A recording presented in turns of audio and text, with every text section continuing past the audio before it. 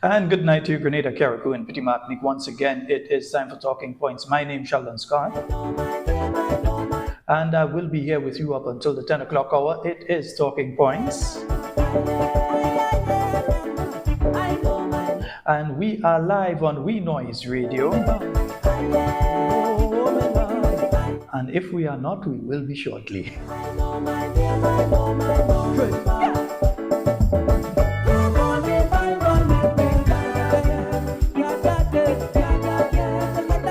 Saying a special good night to all of you on the Facebook, all of you joining us via the YouTube.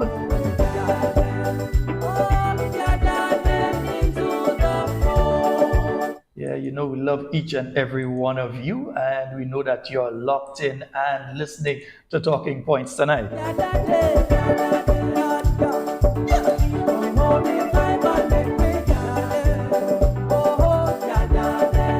Not quite perfect yet, but we're getting there. Hope you're all hearing me clearly and everything. You should be. From what I'm seeing, you all should be hearing me, even a little too loud at times. But yeah, you all should be hearing me clearly.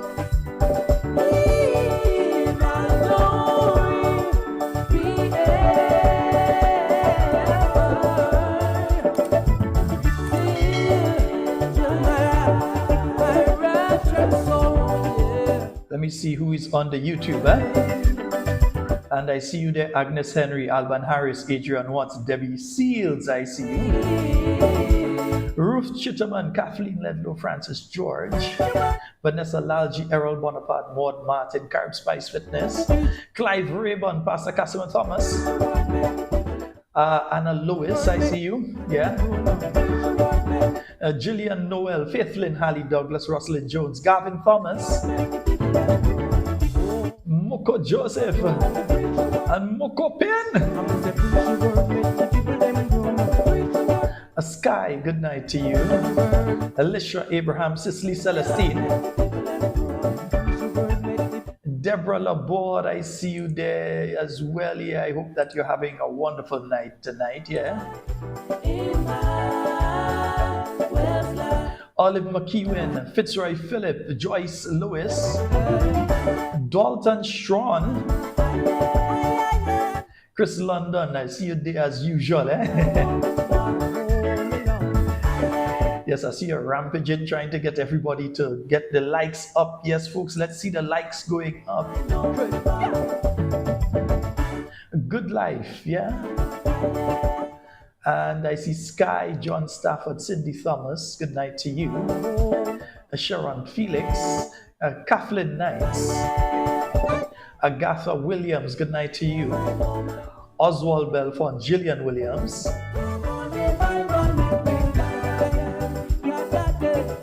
Fitzroy Edwards, Norma Felix, Michelle Alexander, Earl Benjamin, Dalma Scott, Shannon Thomas. Each and every one of you joining us on the YouTube tonight.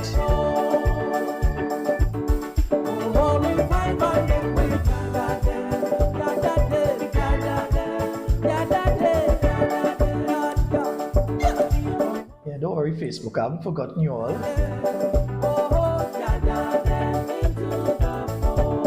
Let me see if I can find who's on the Facebook there quickly. Teresa Gill, good night to you. Cynthia B. Leslie James, John Mark, Errol Bonaparte, Nesta Sinclair, Esther Peters. Nurse Wendy Ann McGuire, good night to you. Ingrid Bourne, Lynn Joseph, Charmaine Ragbasing, McLean Mitchell, Sweet Empress Cyrus. That name sounds familiar, you know. Yeah. Laslyn Douglas, Sherms Houston, Betty James, Rosanna Nichols, good night. Agatha Devolay, Cynthia Collins, Olive McEwen, Laslyn Douglas. Let me see who else is there. Yeah.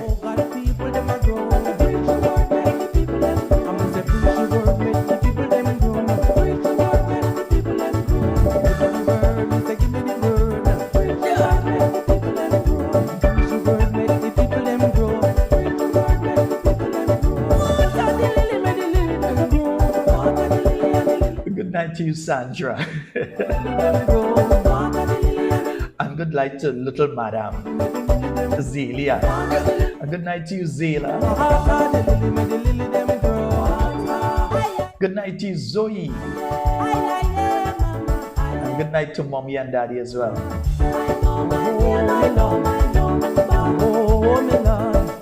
Camille Teresa Scott, a good night to you. Hope you're having a fabulous one.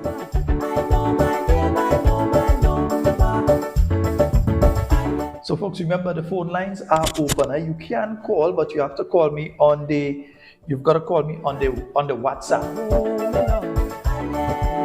Yeah, so only the WhatsApp line is working for now as we work to get everything else sorted out.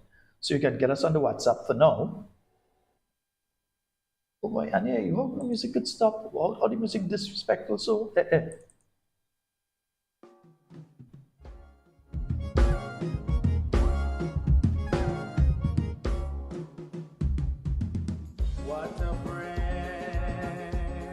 So remember, folks, you can call. You've got to call me on the WhatsApp. That's the line you'll get me on. You will not get me on the overseas line. You will not get me on the direct line, at least until I can sort out some stuff over the weekend. Jakim, good night to you, bro. Robert Edwards, good night to you as well. I see Jackie Raymond there. Kenneth. Lois, I see you. Shirma Jeremiah. Good night to each and every one of you.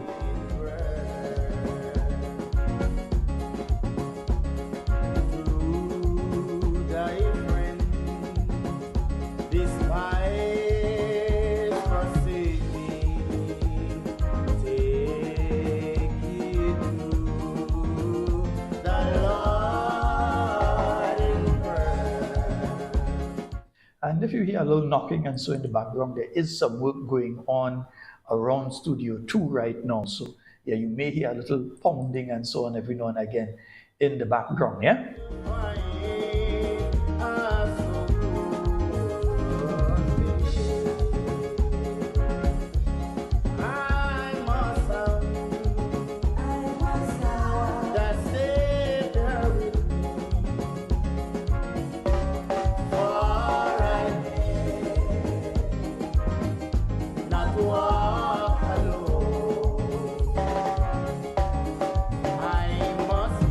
So just a reminder,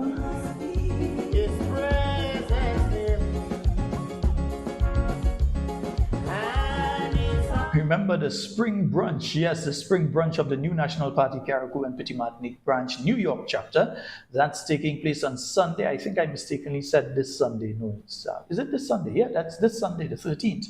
Yeah, this Sunday, the 13th. So I'm not mistaken. It's this Sunday, the 13th, 2025. Starting time 1 p.m. until you say when. And it's taking place at 302 East 91st Street between Lenox and Clarkson. Music by DJ Gemini Songs, price only $30. On the menu, fried fish, chicken, pork, cuckoo, roll, rice, macaroni, pie, and much more.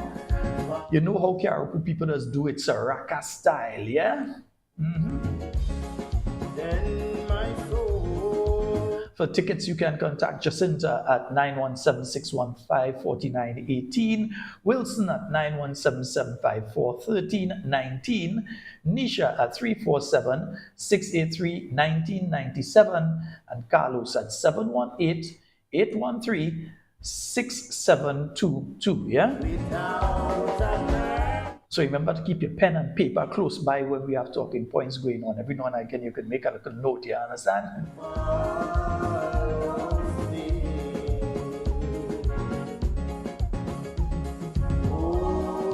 Then also remember the New National Party New York Support Group. They've got their brunch that's coming up on Sunday, the 27th of April. And it's taking place at the same location and the other brunch is taking place. That's 302 91st Street, East 91st Street between Lenox and Clarkson Avenue. So let me give you that again. 302 East 91st Street between Lenox and Clarkson for a small donation of only $30. Music by DJs Jude and Small Clothes. Contact Kathy at 347-262-6818. Wendy at 917-602-1476. And Aisha at 917-520-3164.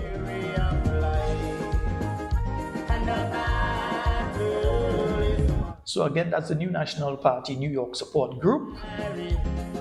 They're having their annual brunch, and that's happening on Sunday, the 27th of April at 302 East 91st Street between Lenox and Clarkson Avenue.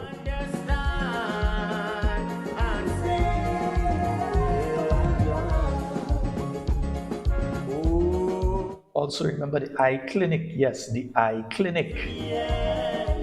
April 14th and 15th between 9 a.m. and 5 p.m. at the Gulf Polyclinic. April 16th, that's when you go between 9 a.m. and 5 p.m. to the Youth Center in St. George. April 17th, between 9 a.m. and 3 p.m. at the Youth Center. Again, both days at the Youth Center in Montrouge. They're going to be doing free eye exams, free eye care medications. You'll be able to get free reading glasses and sunglasses, etc. And you know, for the surgeries, it even makes sense to advertising it now because you should have already checked with your medical practitioner. Yeah. When the day is done and the shadow fades away. Oh, when the day is done, when the day is done and the shadow fades away. God, you, thou great Jehovah, will bring through this barren land. And some of you may know a young person for this particular one. Yeah, a well-established, decent facility beauty shop in the St. George area. In fact, it's in the town of St. George itself. It's within town. they are looking for a braider. So they're looking for somebody who could do natural styles like cornrow, fix up sheldon locks and them kind of thing. Nice. So they're looking for a braider. They're also looking for a nail technician, somebody who could do acrylics and the designs and gel nails and all these different pretty things you see the ladies doing now. They're looking for someone to be able to do that. So if you know of anybody like that, please ask them to text. They can WhatsApp, text, or call 403-4421. That's 403-4421. I'll give it again during the program, so that's why I say keep a pen and paper close when talking points taking place. Sometimes you might get information that might be useful. You may know some young man, some young lady who can do these things. Yeah, set up male nail technicians and thing too. Yeah. So you may know a young person who can handle the job. So a well-established beauty and barbershop, they are looking for a braider, so someone who could do natural hairs. So they don't have to go into all the other things. They have to do the natural, so they can plait proper, do cornrows, do braiding, do locks and them thing. Nice. And also a nail technician who could do acrylic and gel nails and all them kind of thing. You understand? Nice, beautiful. Hey, preacher man, don't nobody carry your soul to hell. 'Cause if you preach like Paul and not live the word, you will suffer like David did. Jesus on the telephone, tell him what you need. Jesus on the telephone, tell him what you need. Jesus on the telephone, tell him what you need. Jesus on the telephone. Well, I'll tell you all what we need right now. There's another young one, and I have to get information on yet another child, but we have some information on this child. She's now 4 years old. That's young Kelani George, and she needs your help, yeah? She has been diagnosed with cancer. She has received some treatment already out of state, so she's got some treatment. But as many of you who have relatives and who've gone through the process know, you have to go back every few months. So now it's the point in time where she has to go back. The parents have been fighting up and doing as much as they can, and they are continuing to look for your support. So this is young Kellyanne. Will be giving you some more details and just waiting on some further information, contact information, banking information, etc. for those of you who would like to help this young one. So she has received the first set of treatment, and as you know, they receive the treatment and then they have to go back and make sure that all the cancer cells have been killed off. Because if they remain, they're going to start to replicate again, and if they start to replicate to the level and start to spread, then you know. So this young one needs our help as well. There's another child as well, and we're going to give you some more information in relation to that one. So this is young Kelani George, and she needs our help. So talking points are not let us help out. So when I put out the rest of the information, just letting you all know tonight. So when I put out the rest of the information, we're going to do our best to try and help this little one. Yeah, nice.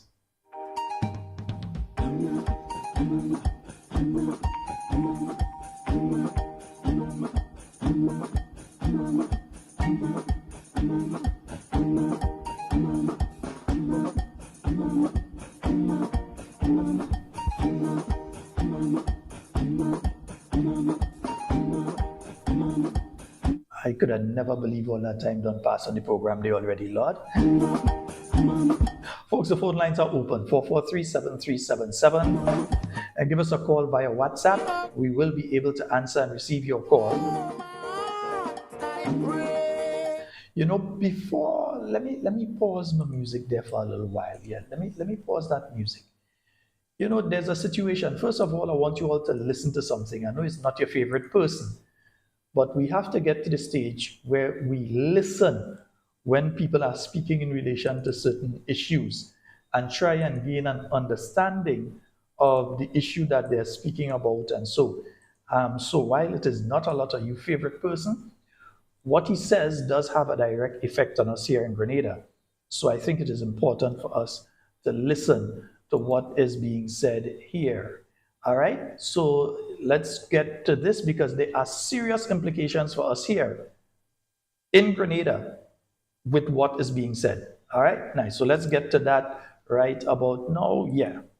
And the drug companies listen to them, but we're going to do something that we have to do. We're going to tariff our pharmaceuticals, and once we do that, they're going to come rushing back into our country because we're the big market. The advantage we have over everybody is that we're the big market. So we're going to be announcing very shortly a major tariff on pharmaceuticals, and when they hear that, they will leave China, they will leave other places because they have to sell. Most of their product is sold here. And they're going to be opening up their plants all over the place in our country. We're going to be announcing that. So that's breaking news. Ladies and gentlemen, we have breaking news. That's what's going to happen. What other presidents allow China to get away with is absolutely criminal, but I'm not like the other presidents, and it's not going to happen under President Trump. It's just not going to happen. After all, And folks, I play this because it is necessary for us to pay attention to what is going on. There are serious, even deadly consequences to what the US president has just said there. The tariffs that he's going to be placing on those pharmaceutical companies is going to disrupt the supply chain. It's going to disrupt the supply chain, one, because remember the medications we get, even OECS, PPS, the region doesn't buy all their medication directly from China or directly from India and all these countries. They buy them in bulk from suppliers who may be based in the United States. In most cases, they're based in the United States. And you're buying in bulk, whether it's Grenada as an individual country trying to get some of these things. I know some of you say, move him, let me move him, yeah.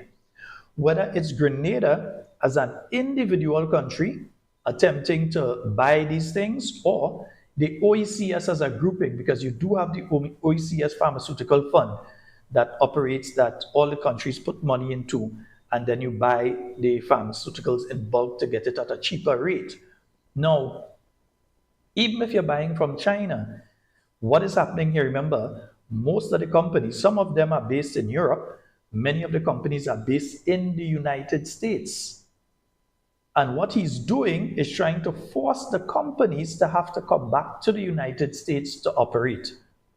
He's trying to put them into a position that they have no choice but to open their pharmaceutical plants in America, that they have to operate in America, that the medications are made in America instead of in China, to provide jobs for Americans. Now, yes, that's all well and good for Americans and the American economy, but when it comes to us here in the Caribbean, it is cause for serious concern. Listen again to what he's saying. I don't have to bring him up, but listen again. and the drug companies listen to them, but we're going to do something that we have to do. We're going to tariff our pharmaceuticals, and once we do that, they're going to come rushing back into our country because we're the big market. The advantage we have over everybody is that we're the big market. So we're going to be announcing very shortly a major tariff on pharmaceuticals, and when they hear that, they will leave China, they will leave other places because they have to sell. Most of their product is sold here, and they're going to be opening up their plants all over the place in our country. We're going to be announcing that. So that's breaking news. Ladies and gentlemen, we have breaking news. So folks, this is serious cause for concern. The people who need to have their high blood pressure medication, this is going to affect the cost of that. The people who need to have their medication, well, hypertension is the high blood pressure medication, the diabetics who need to have their medication, the insulin, etc., where these things are produced in large quantities out of China, shipped to the United States, and then provided through the US market to the Caribbean region. It is going to seriously increase the cost of various pharmaceutical products that people use for different diseases, your heart medication, the people who take medication for other diseases. It is going to seriously affect the cost because we already have a situation, and let me see if I can bring that up for you all. We already have a situation here where where the cost of medication where the cost of medication over the past year or 2 years or so has been steadily increasing. And this is borne out by let me see if I could use the one from August last year, first of all. The Government Gazette.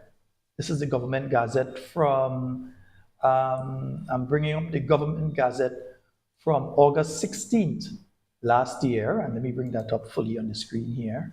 Right, yeah, let me bring it up fully on the screen for you. This is the Government Gazette of Friday, August the 16th, 2024. And towards the end of this, you have the Consumer Price Index. This speaks to the increase over a particular period of time in relation to different items. And we have looked at this particular one before. I did mention it during a program last year. Now, here it is that you have different things that you're seeing when compared to the corresponding. And let me increase the size of this a lot more so at least people can see what I'm speaking about here.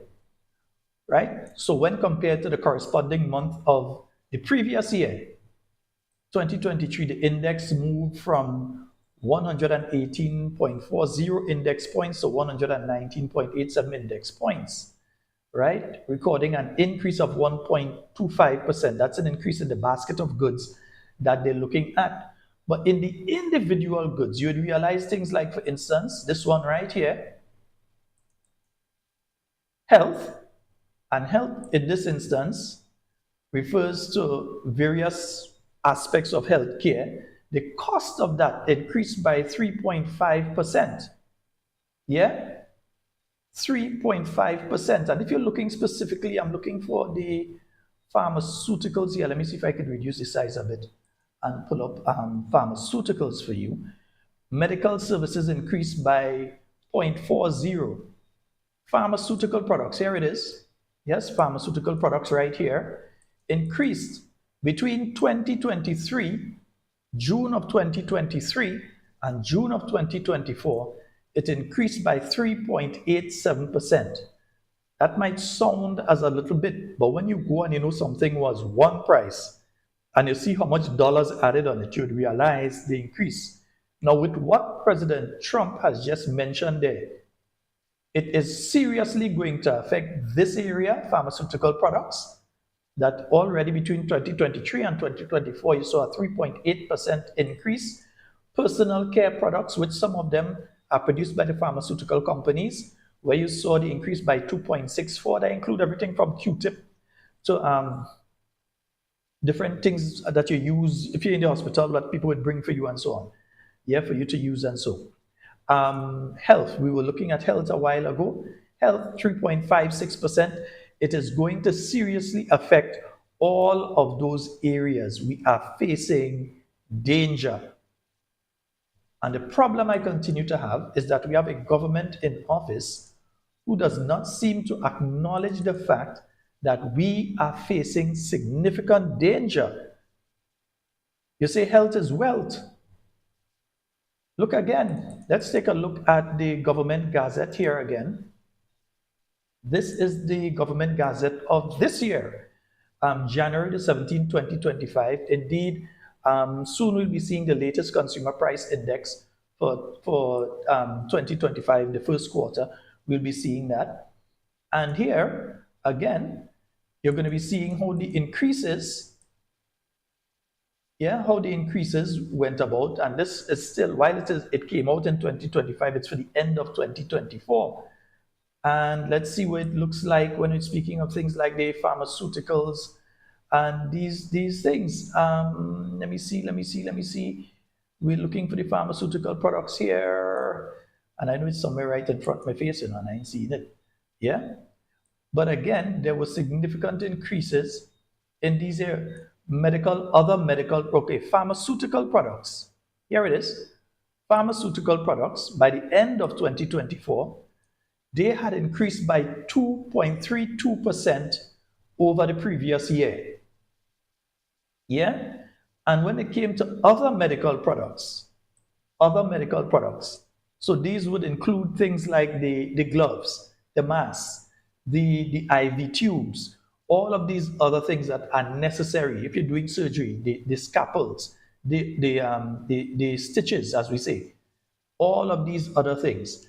The increase in 2024 was 14.74%, nearly a 15% increase in relation to other medical products.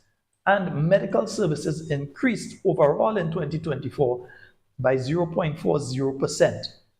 What it means is that these three areas, medical services, other medical products, and pharmaceutical products, when you're looking at what is going to happen in the year 2025, with the moves being made by the US government, we are going to have a serious problem on our hands when it comes to healthcare and when it comes to the ability of people to be able to take care of themselves and to take care of their family. Imagine your grandparents who know, because in most instances, you're not getting medications in the government pharmacies.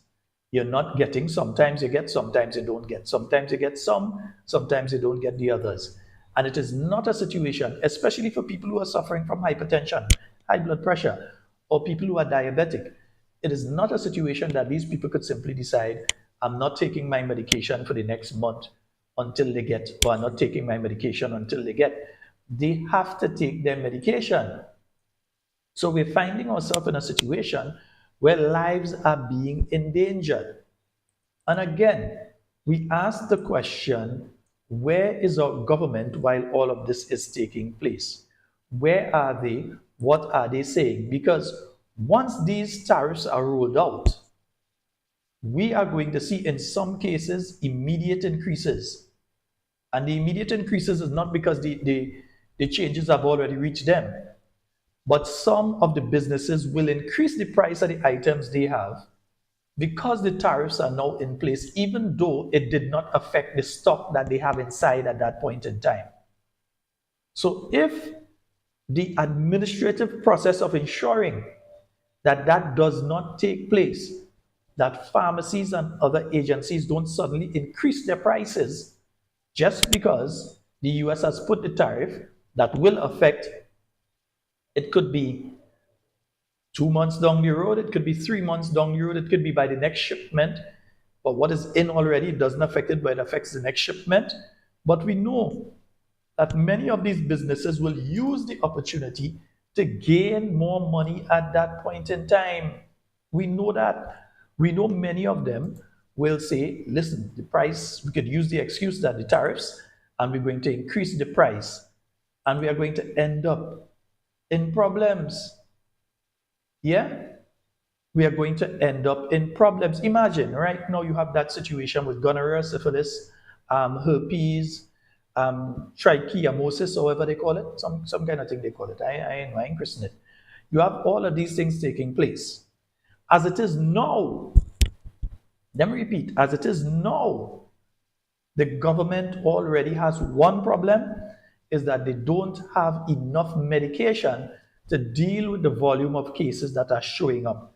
In many instances, the individuals who are affected by what is taking place, they now have to go into the private pharmacies and hope that they can find the medication to deal with the various complaints that they have.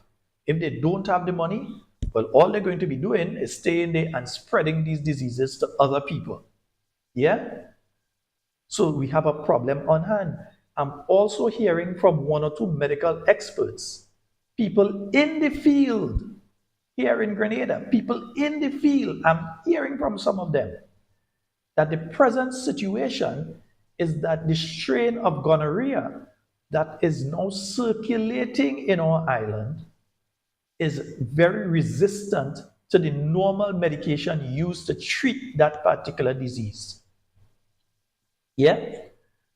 So it means that the normal procedure, the normal medication that is on island and that people go and they get to treat with that particular disease, gonorrhea, that the strain of gonorrhea that is now circulating in Grenada, the outbreak that has taken place, because remember, told you, if they have 10, if they mention 10 people multiplied by 10, if they say 100 multiplied by 10, whatever they give you multiplied by 10, because they are most likely speaking to the people who have come to the government health facilities, have been tested, and have been found to have one of these diseases. They may not be adding up from all of the private doctors, all of the private hospitals and so on out there.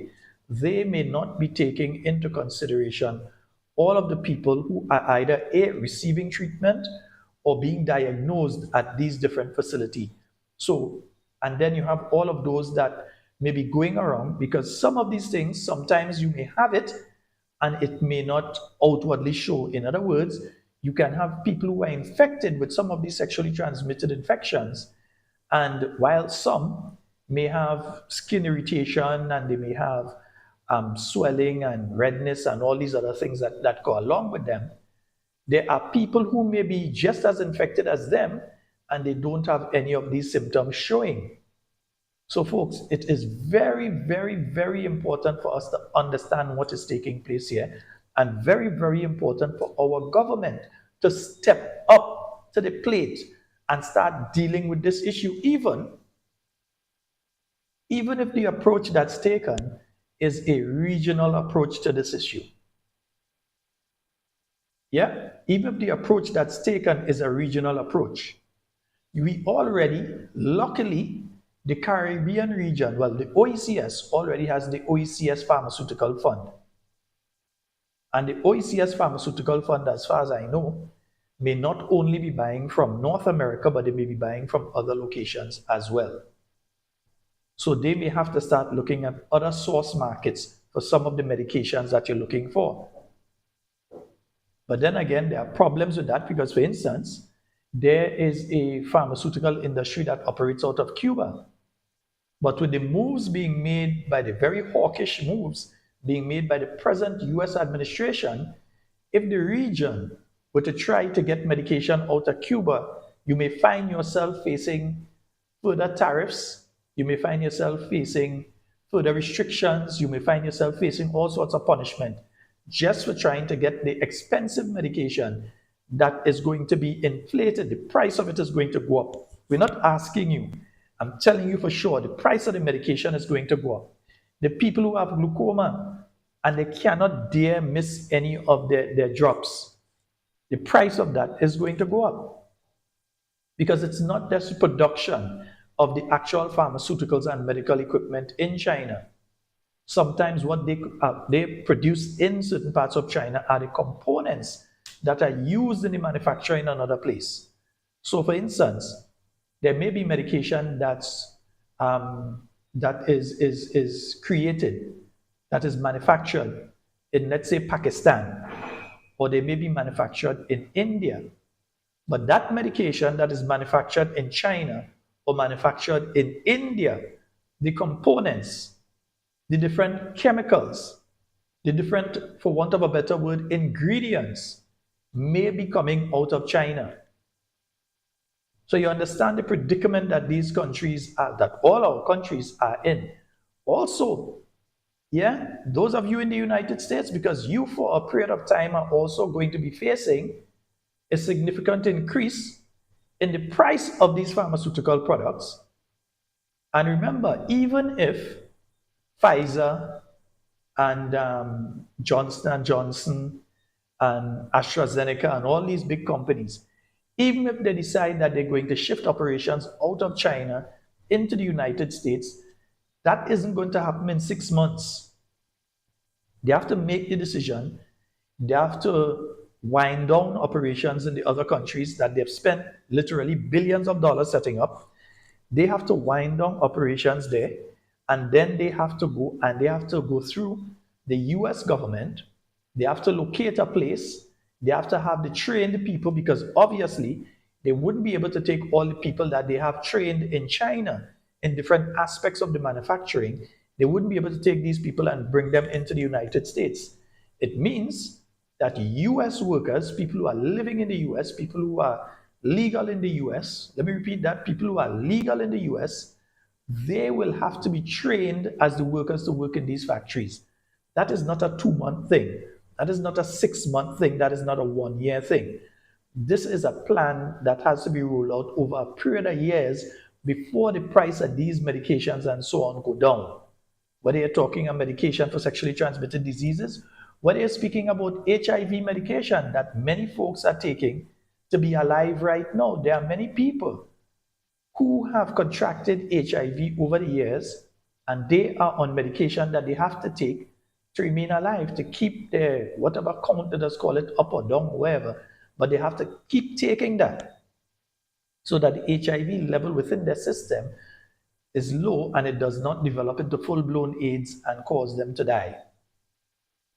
And even those medications are now in danger. And remember, you already have the added problem of US aid no longer being around, because before you had programs under US aid, or as we say USAID, that would have been able to help you, that helped in the past, not would have been able to, but helped in the past.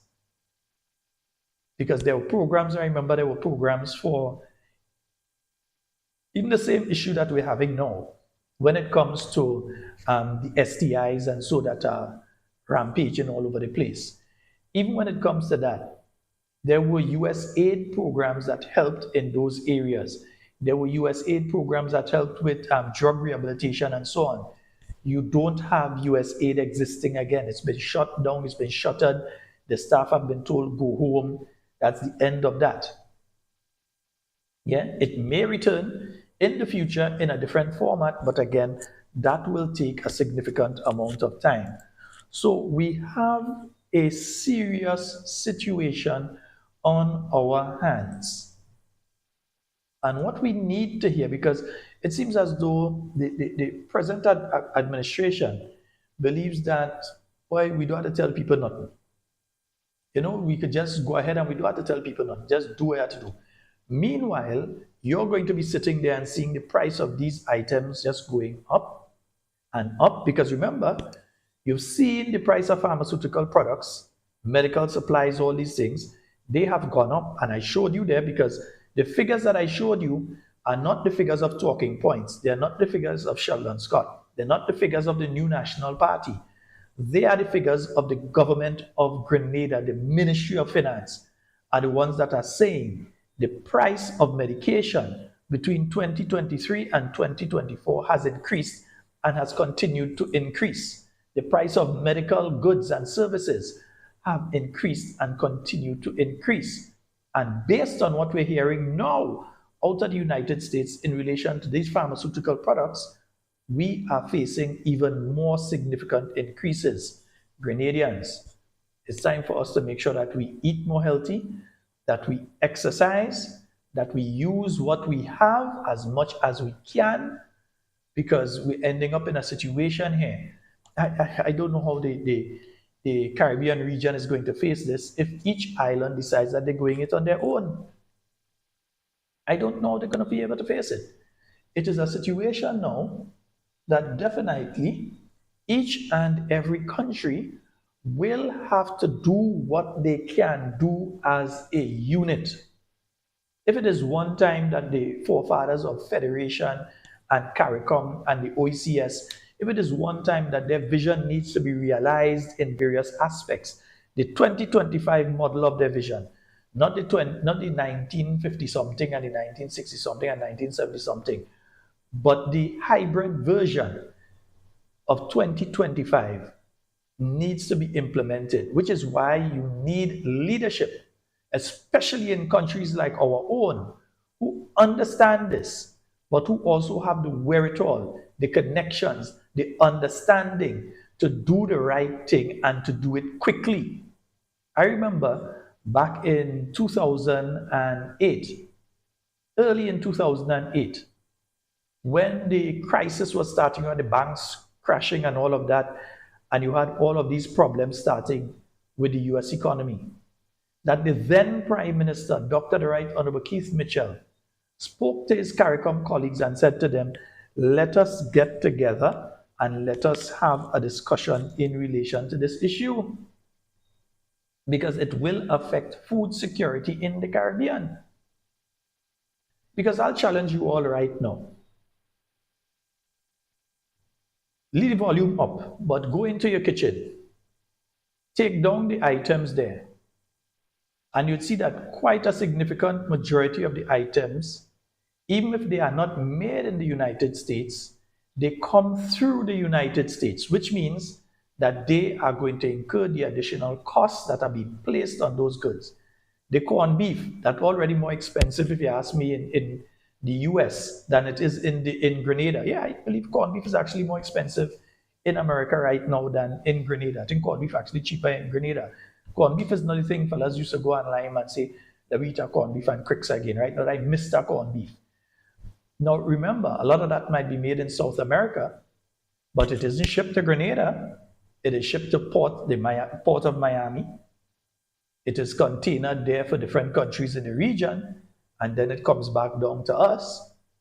And if Brazil or Argentina, some of the countries that these items come from, if they have significant tariffs placed on them, when it goes to the United States and those tariffs take effect, the cost is going to increase for when it's entering the United States. The ships that are bringing those items up there, if they are Chinese flagged, or were built by China, even if it's a Norwegian crew, but the ship was built by China, they are going to incur an additional cost to the tariff. I don't think a lot of people understand this is what's going on. Those ships are going to incur additional costs to the tariffs. So they have the tariffs, and then they have the costs of shipping that's going to increase significantly to get the items into the United States. And if the ship that's taking it out of the United States to send it southward, if that ship, same thing, if it is Chinese built or Chinese flagged, that ship as well is going to incur a separate cost to the one that bring it in. Because whether the item coming in or out, once the ship that's carrying it has anything with China, it's a problem. And then you have this thing with every few days now, it seems as though China put in tariff on the US put in tariff on China. So you have that war taking place. And again, we are going to start to feel the effects here in Grenada and in the Caribbean region. We are going to start to feel the effects of what is taking place. So we have to do all that we can. We have to do all that is necessary to ensure that each of us in our own homes, that we are prepared. You have a little area you could plant something, I would advise plant it. You have a little area far from where people are living that you could have your animals, and so I would say if you're in one of those areas that you think it's safe to have animals, because I saw what happened with the young man and his animals up in, I think it's St. Andrew or St. Patrick, where they killed the man animal and so on. Yeah. But at least if you have the ability to, and that is why they need to step up on the predial larceny aspect of things. Remember in the days of Honorable Roland Bowler, they had cameras, all kind of thing, that they were placing solar-powered cameras in some farmers' land and different things to track these people that were going and steal things. Yeah, so I believe that it is absolutely necessary for us as a country. We have to ensure that we as individuals are ready, and we have to ensure that our country, our government must ensure that they are ready. They're going to have to take a hit. They are going to have to take a hit in relation to taxes to keep items at a particular cost that's going to be reasonable for Grenadians for a period of time. The problem I have with that is that when that gets to a particular stage, they are going to end it, but they're going to do it.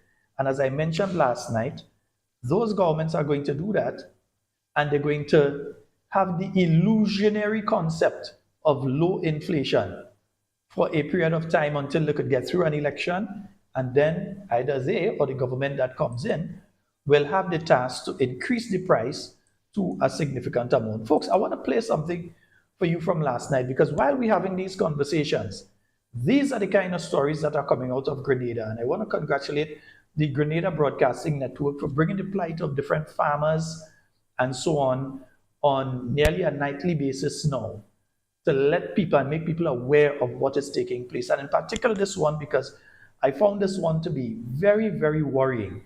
So let me play this one for you. And this is again compliments the Grenada Broadcasting Corporation. Network. Field farmer Matthew McDonald described the moment he caught the farmer red-handed tampering with the produce on his land. I went by my pump shed. When I opened the pump door, I go inside the pump shed, I see coming. So I hide because I know me and been easy already. I hide.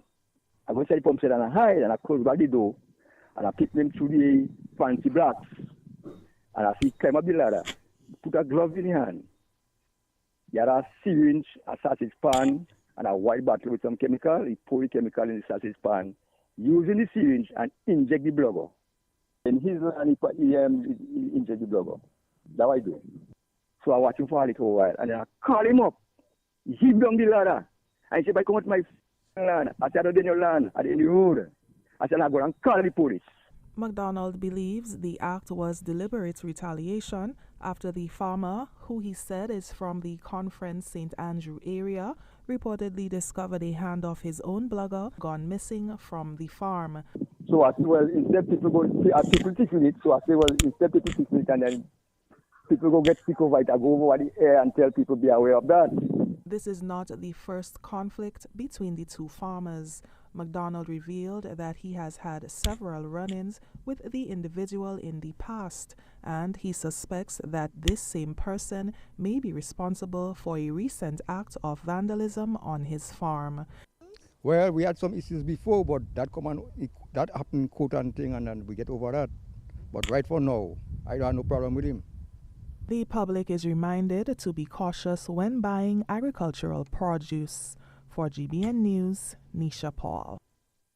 So at a point in time that we are having the conversation that we are having, at this point in time, we have those kind of stories coming out. And let me see, there's another one that I wanted to play for you all as well. There is another one by GBN that I wanted to play in relation to what was taking place with, well, I think it's the same farmers, but another issue that took place. At a point in time that our food security is being threatened by external forces. We have people here that form in the food. That's why I said this morning sometime, I didn't really believe in beating them, but you had to flog some of these guys and them that doing these things. A devastating act of sabotage has left this Point Field farm in crisis. Someone deliberately cut the main line from the pump that leads to the farm, poured a destructive substance inside, threatening crops, livestock, and livelihoods. Now the police are investigating the matter as the farmer awaits answers. When I put on my pump and I coming back, I saw my line cut. Went to make a report in the police station. And after I come out in the station, I meet my partner and we look my line cut. And I tell me, like, go to and join it. So after we join it, we put on the pump. And when we come back here, water was coming in the line, but it coming with a lot of frat. Well, the plant was looking so healthy. The plant was healthy before we water it. And about after 5 in the evening, that was the result of it. They just burn up. They start drying up. Farmer Matthew McDonald made the shocking discovery last Wednesday. The water irrigation system pumps water directly from the Pointfield River to the farm, which is just about 300 yards away. But when McDonald visited the farm last Wednesday, he noticed something was wrong. The irrigation lines had been tainted with an unknown substance, one which his colleague Miguel Bartholomew believes is a herbicide meant to kill weeds. For now, we know that it's a substance that is harmful because we are farmers. When we put on the pump, the water was coming fratty because now the substance that was in there, the water bring it straight across into the lines and straight into the plants too. The impact is severe. Tomatoes, bell peppers, cabbage, and even watermelon fields have been affected. Some of these crops were nearly ready for harvest, making the financial hit even greater. All these tomatoes would be just in the field, ripening, spoiling, and we can't do nothing with it until we get back a report of what substance that was used in the water. So you have a lot of piglets? Well, the mother have 12, and then I have 2 others, one full and the next one no full as yet. They have the fully pen of water, and after I realized the plant stem was dying, I come and empty the tank. And so far, I see nothing happen to them as yet. Bartholomew estimates that the damage could exceed $100,000, considering the cost of seeds, fertilizer, irrigation, and lost revenue. Words can feel me right now to express how regretful I have felt knowing that some human being could have sat and premeditated to commit such an offense. It's a great loss, and we want to air our views, because I find sometimes that people really go to the extreme to put people's life at risk, who trying to make an honest living, who trying to work hard to provide for our community and our nation. This is not just a setback. It's a major crisis for the farmers who supply local supermarkets, street vendors, and the wider community. Bartholomew used the opportunity to issue a strong appeal to farmers. We are all in this business together. We are feeding the nation. And we see that this act of terrorism, which I call it terrorism, it can be happen to any one of us, and we can put the lives of our citizens in Grenada at risk. So we are asking all the farmers in the Pointsfield area to please, let's support each other and be each other's keeper. Police and agricultural officers have taken samples of the contaminated water and affected plants for forensic testing. For now, Mr. McDonald is left picking up the pieces, hoping for answers and justice. From Mr. McDonald's farm in Pointfield, St. Patrick, I am Nisha Paul reporting for GBN News. I just realized that's Old McDonald's farm. Yeah, folks. And no, just kidding. Yeah. But folks, this is a serious matter. This is not joking matter. There's another one. I cannot show it because it's full of bad word. But it is basically an individual complaining that between last year and the beginning of this year that he lost 13 animals. 13 sheep, sheep, goat, whatever, animals were taken from him. After losing all that, he went back. He got another one. He got some more. And then somebody passed and they kill it. They didn't take it this time. They kill it. Yeah? So we can't have these kind of things being allowed and these things continuing when we as a country are facing the danger that I just been speaking to you all about. We cannot allow this sort of behavior to continue. This is an issue that must be addressed and must be addressed forcefully by the powers that be. I'm glad that the police went by and the police are doing their job. But in my view, the police ain't supposed to have to do no job there, because that ain't supposed to take place. We shouldn't have this kind of thing taking place. Imagine you go so far as to cut somebody's pipe, put gramazone in it, and the person spraying their crops and so.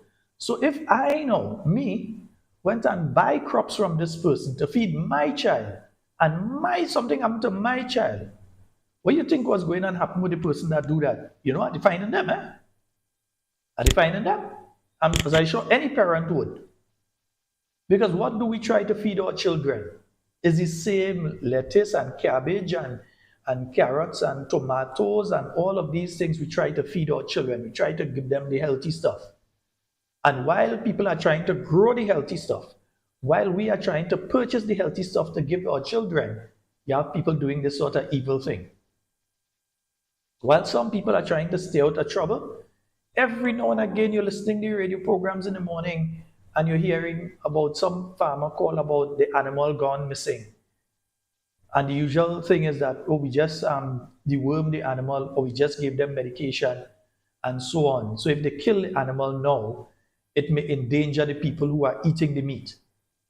So every now and again we hear these things. Every now and again we hear these things taking place. And I think now we have to move past the stage of whatever is being done now and what isn't being done now, to have something serious done to deal with this issue. We cannot afford for people to be losing hundreds of thousands of dollars in food. Just as we're getting into the worst part of the dry season, we had rain yesterday, I think we know. But just as you're getting into what should be the dry season, and just as you're getting into the point in time that you have these international pressures that are building out there. Yeah? What is taking place with our fishermen right now? And what is taking place to get our fishermen? BJ, I know you listen every night. BJ, if you're listening, give me a call. Yeah, BJ, if you're listening, give me a call right now. Somebody tell BJ, I say, give me a call. You can't call direct. Call me on the WhatsApp, right? Or call, let me see if I could find BJ, man. I might be able to find BJ on my own. No, let me see if I could find BJ. Let me see. Yeah, oh gosh.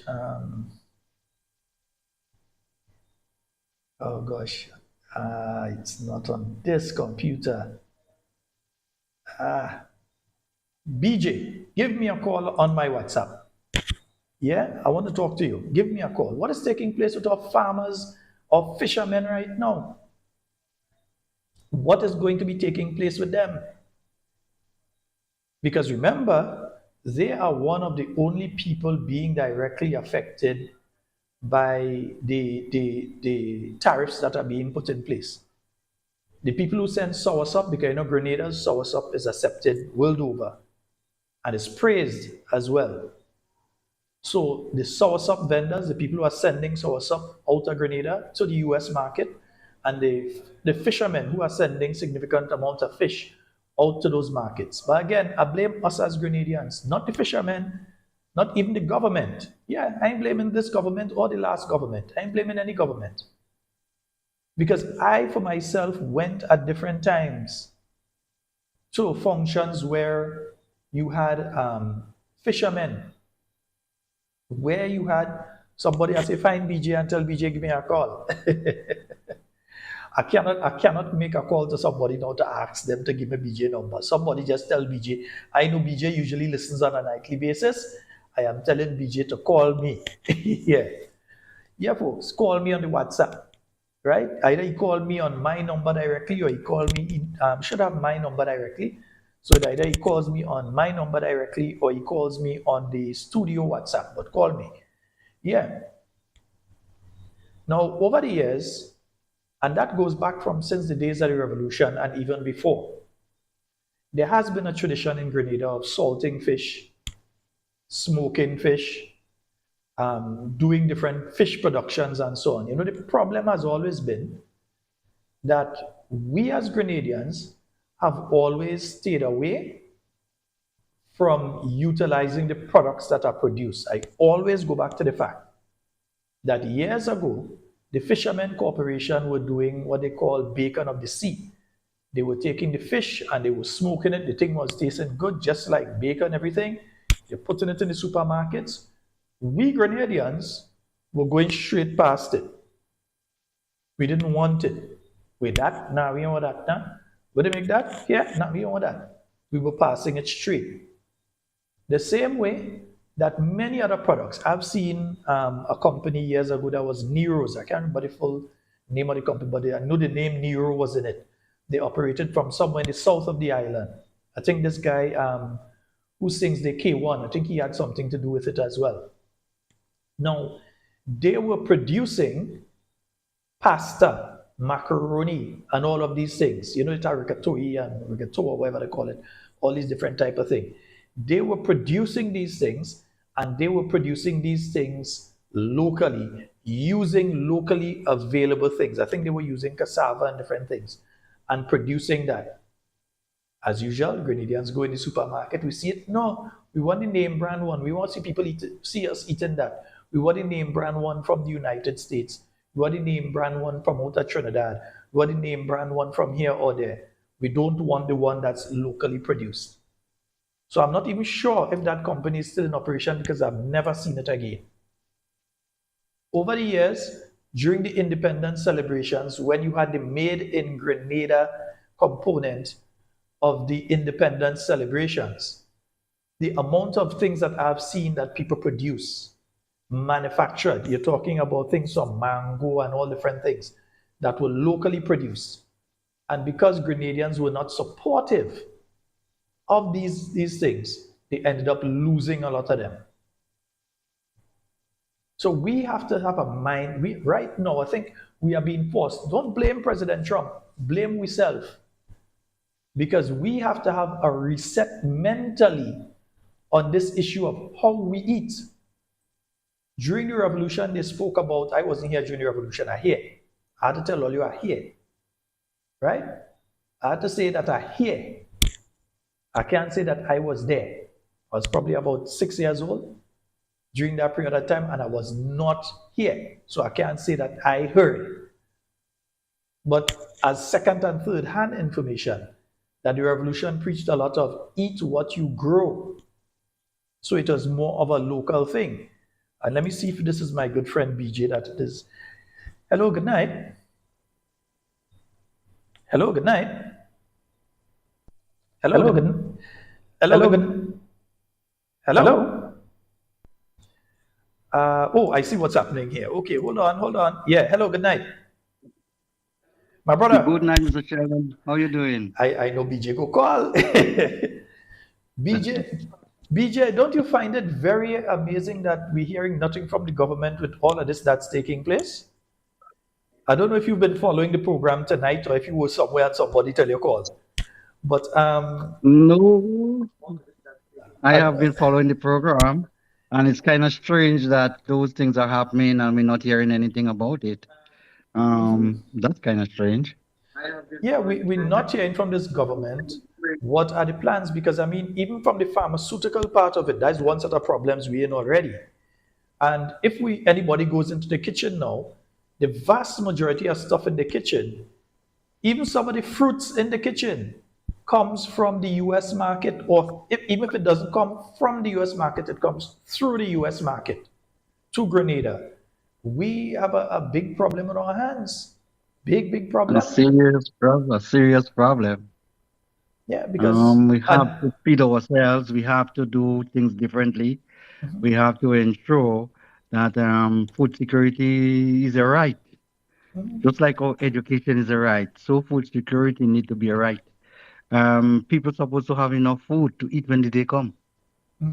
Just like how you should have, medical centers and, doctors and stuff at, reachable places that, in case something happen.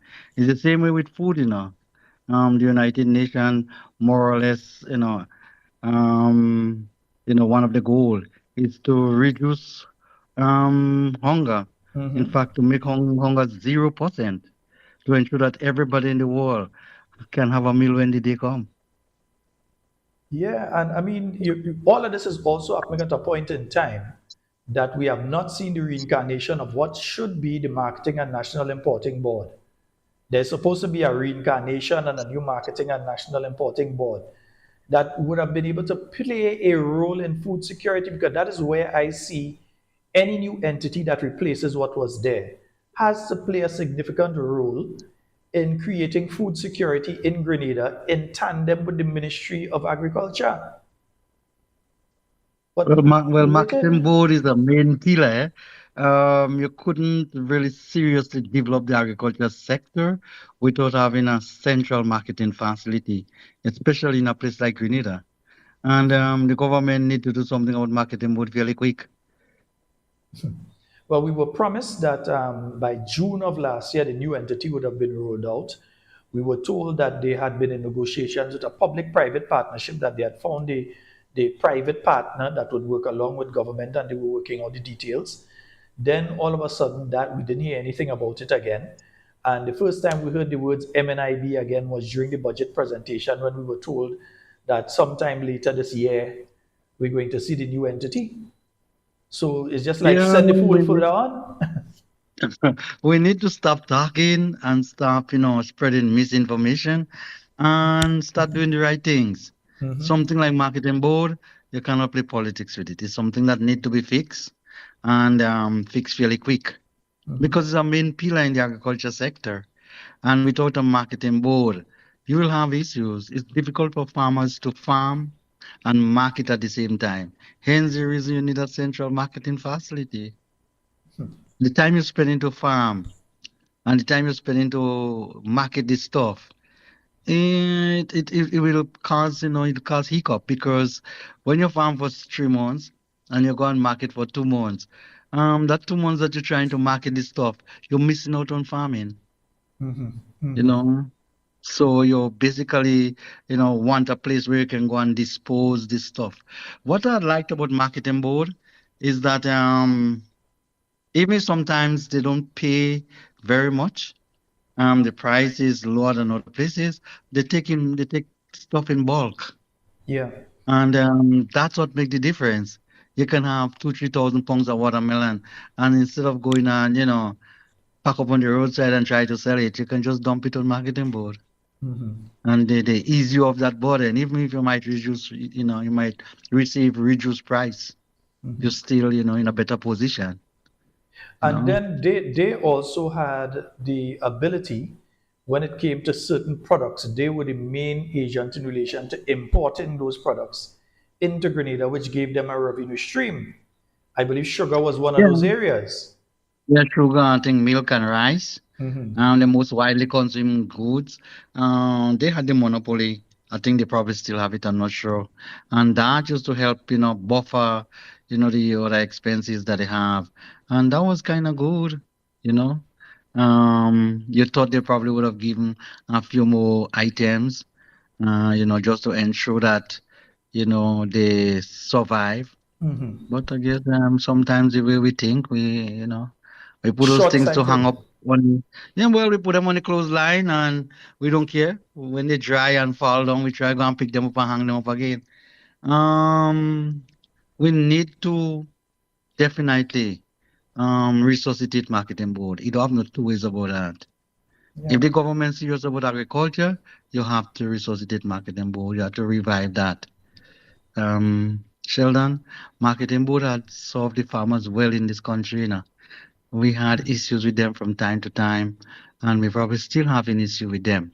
But as an entity, if you had to grade them overally, marketing board would have done well.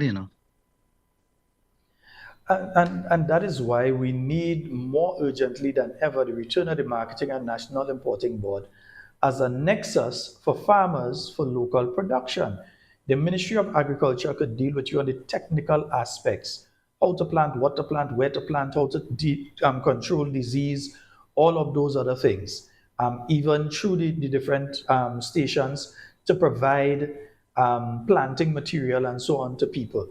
But the Marketing and National Importing Board should be dealing with the overall aspects of the marketing and encouraging Grenadians to eat locally and contacting manufacturers and linking between manufacturers and the farmers. Instead of the manufacturers have to be going to look at trying to get 200 pounds a gospo, are trying to get 400 pounds a yam. Instead of they having to go and look for it, that the Marketing and National Importing Board could have been the point man, that you go to them, they know all the farmers, they know how much the farmers producing, where they're producing it, and so on, and they get it to you, and they say, well, okay, you need 400 pounds this week, you need 400 next week. We have this farmer, we could get it from this one. These two farmers could give you next week, and so on. But instead of that, no Marketing and National Importing Board. I don't know, maybe somebody lose a case to them a few years ago. I feel they hate marketing board since then. I don't know. But the marketing board too important an entity for us to be treating it the way we are treating it. We need to basically take marketing board and find the necessary capital to inject in that entity and to get it functional. You need to change the management structure. You need to do what is necessary to get that place viable, to get it profitable. And I'm sure that it can run as a profitable entity. We have to take a collective approach with regard to, sorting out marketing board. One individual cannot do that. Just putting board members in place wouldn't be able to do it. The whole country have to be behind marketing board. They're going to have to go through a teething period and, a period where they consolidate to settle themselves. And then they probably would make money. I'm sure they could make money. And I'm sure the government can put the policies in place whereby marketing board can be protected. Sometimes you have to put structures and systems in place to protect an entity, because of the importance of it. And you see, the other things that you have all of these things taking place at a point in time when we have what I showed a while ago, what the farmers in Pointsfield are going through. And that is indeed frightening because suppose now I had bought some stuff from those guys before they realized things start to wilt, that they had just sprayed some tomatoes and so on. And right after I passed by and I say, well, I want to buy how much tomatoes from you and I take it and I go to use it. You know, what would have happened to somebody that did something like that? That somebody could be so malicious, so bad mind, because in my mind, that's attempted murder. Eh? If I charging somebody for that as an officer, I charging them for attempted murder. Yeah, because what could have Mm-hmm. happened there could have cost the life of people. You're not just damaging the farmer, but it could cost people their lives. So we have to be so careful. Your views on what you saw there, what took place. I know that most likely you are aware of the situation that took place in Pointsfield. Both situations, one where the gentleman said he actually saw somebody injecting a substance into some blogger, the other one where the line was cut and a foreign substance was put into the line, and so that affected their crops. Your views on what is taking place there and solutions to issues like that. My view, Sheldon, is that I think we need to solve the problem collectively. And I'm not zeroing on this specific problem with regard to pretty larceny, with regard to farmers causing wanton destruction of other farmers' property. All of those things, Sheldon, we have to solve this thing more collectively. The law enforcement, sometimes people need counseling, sometimes they need, nurturing, all of those. Sheldon, big people do need some time to be talked to, not only children, Sometimes big people go through whole heap of stress, and sometimes people have to put them back on the right path. We tolerance level in Grenada is too low, and make it worse. Some of our leaders, when they preaching divisiveness, when they preaching segregation, and what do you really expect? You expect people to unite? You don't really work that way, Mhm. There is something they call follow the leader. We as leaders, and I'm not just talking politicians, I'm talking leaders in church, leaders in school, leaders in every sector in our society. We have to ensure that, whatever we set out to do is in the interest of our country. Because sometimes you see farmers get despondent, and because of pretty larceny, you see farmers get despondent, because of, bad relationship. All of those things are solvable. These are not difficult things to sort out. Those guys who have that issue are my good friends. They are my good friends. And they're farming right next to each other. You expect them to be uniting. You expect them to sharing information. You expect them to be working together. You expect, them to be, neighboring. All of those things. But we seems to, think that, everything that we have to do, we have to make a war over it. Where we going with that kind of attitude? You can't develop a country like that. Unity, hard work are the two main factors in developing a country. If the country is not united, you're not going to develop, And if people are not going to work hard, you're not going to develop. Mm-hmm. And profound words, my friend, profound words. We saw the start recently of a new manufacturing facility in La Sagesse. Well, not new, because I've known of three other entities that were there. I know that there was a juice manufacturer. I think were the first ones that were there. They were manufacturing a juice. I myself used to buy the juice all the time. The other time brand one I kind of didn't like. Afterwards, you had Windfresh that was there. And then after Windfresh, there was another entity that had started some small scale operation. They would intend to widen, and then I don't know what happened. You may be more in tune with what has taken place in that facility over the years. Your view on what is taking place there and what do they need to look out for?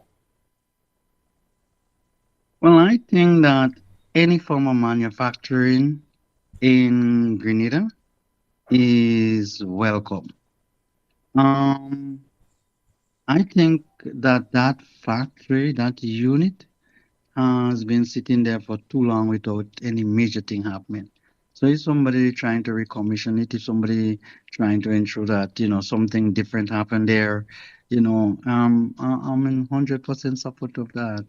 I saw in recent time that they set up a small processing department somewhere in St. David's area. All of those, we welcome those things, and farmers should welcome those kind of things. Sheldon, what I want to see us do is um, set up small processing units, small industry, and farm in such a way whereby we make those industries sustainable. That is the bit that I'm not seeing. Yeah, it's not just set up to We say you set up. It is to make sure that it could no, last. It could no, it's from year to year. sustainable. Let me use an The thing I example. could, I was in the year 2011.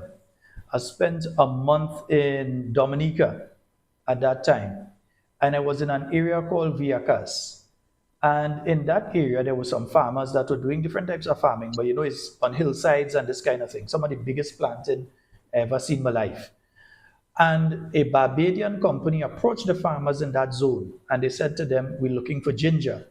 So the people from the Ministry of Agriculture came and said, "We're looking for ginger." They say, "How much you want?" They say they want a 40-foot container now and one in the next couple of weeks.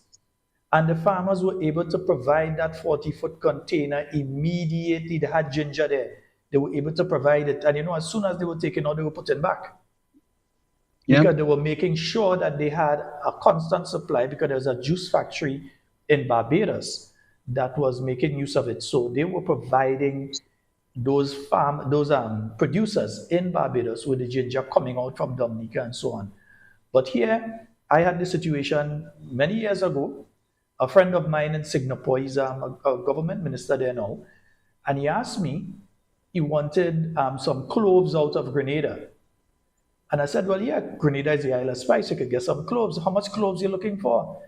And he told me he would start with one of the bigger containers, not the 40, bigger than the 40. I can't remember 60 or 100 for those containers does be. So he asked, "There's no possible way. We don't have enough cloves because he was asking for that first. And then within a few months, he wanted another one and another one and another one. And in my belief, the clove production had gone down so far in Grenada that I could make that promise to him that I would have a container load of cloves to go to him. We have lost a yeah, lot it of these happens. things. Yes, Sheldon. We need to plan back those things, and we need to set up small, sustainable industries. We need to do it in such a way whereby somebody can start farming. For example, say they start doing pepper, seasoning pepper, scotch bonnet pepper, whatever, cassava or something like that. And those things can be processed. You can add value to those things. Um, the product is able to, stay on the shelf a lot longer when they go through those processes. It means that you can have your money in stock. But when you're doing primary production, you can determine price and the product going to spoil in your hand. So we need to set up industries whereby we add value, we make the thing sustainable. So somebody who has 5 acres of land can survive on that. They can send the children to university, they can build house, and they can have a steady flow of income every week. Those are the kind of farming I would like to see us get involved in. And I'm sure it could happen, given the land space that we have, given the quantity of water that we have, um, you know, and given the level of the farmers that we have. We have educated farmers. And what we don't have is policies and plans. We don't have those. So everybody doing things in a haywire way. Everybody is doing things in a disorganized way. And that's not the way to go.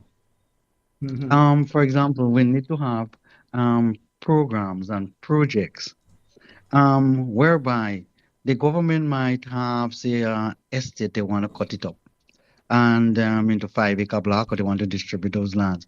When you give those people those lands, what it is they're going to do? You just setting them up to be just hopeful. But Wishful thinking make woeful wanting.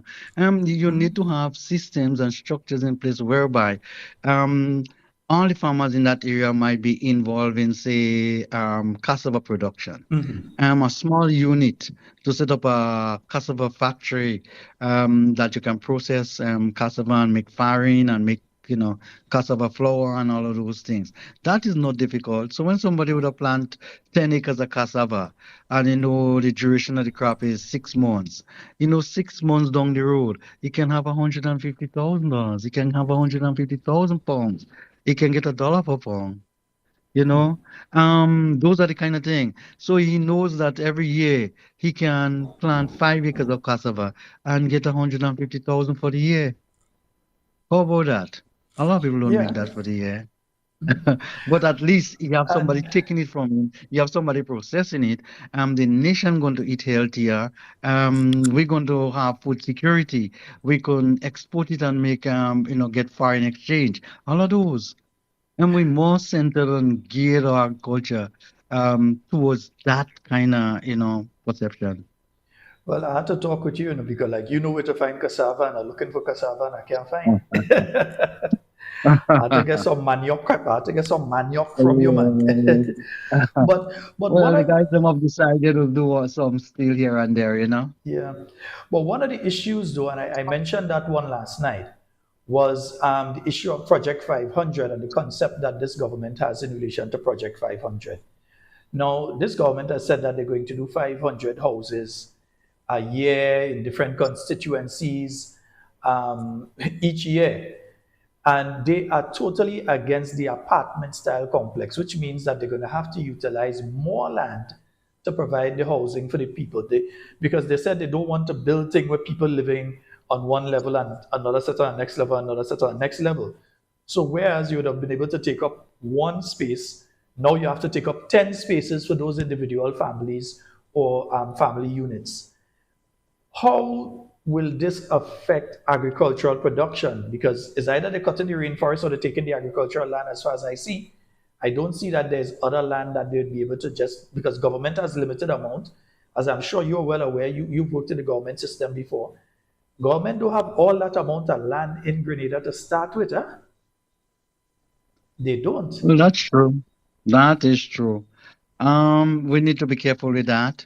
Um, Even in countries, Sheldon, like Canada and the US, um, they have huge land space and they still have edificios and stuff like that. They still have tall high-rise building that is available for people who, low-income people. What make us different in Grenada here, who doesn't even have lands at all? It's gonna be difficult for us to build in 500 houses in every parish every year. How long are you gonna do this for? But What you turning? where are you going to What you put gonna it? do? You don't have the land space to do it. That's the point I'm making. And